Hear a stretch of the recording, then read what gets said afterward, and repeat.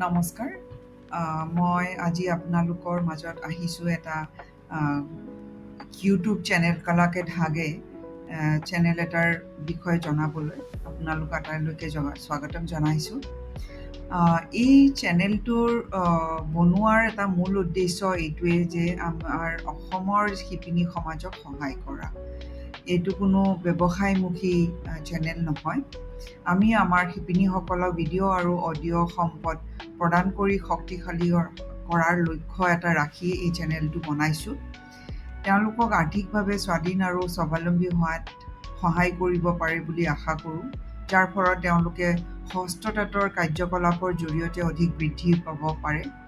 তদুপৰি আমি আমাৰ একাধিক জৰীপৰ জৰিয়তে দেখিলোঁ যে মহিলা শিপিনীসকলে বহু ধৰণৰ চাপৰ সন্মুখীন হয়। এই চাপবোৰ বুলি ক'ব গ'লে আমাৰ শাৰীৰিক, মানসিক, আৱেগিক যিকোনো ধৰণৰ হ'ব পাৰে।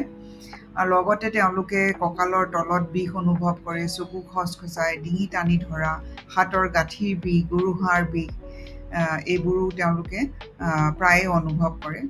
তাৰোপৰি আমি তেওঁলোকৰ কাৰণে কিছুমান দক্ষতা বিকাশৰ মডিউলো লৈ আহিম ভিডিঅ' আৰু অডিঅ' ফৰ্মত।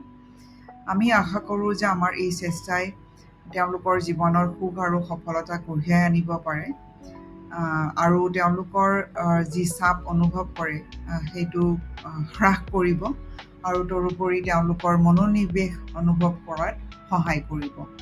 তো আহক আমি এতিয়া লাহে লাহে মই এটা এটাকৈ ভিডিঅ'বোৰ, অডিঅ' ফাইলবোৰ আৰু বুকলেটৰ যিটো বুকলেট আমি বনাম শিপিনীসকলৰ কাৰণে পঢ়িবৰ কাৰণে, সেইবোৰো আমি আপলোড কৰিম।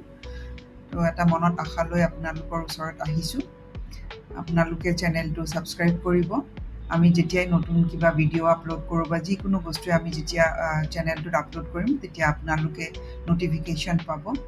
তো আশা কৰিছোঁ আপোনালোকৰ এইটোৰ পৰা আপোনালোকৰ বহুখিনি লাভান্বিত হ'ব বুলি। ধন্যবাদ।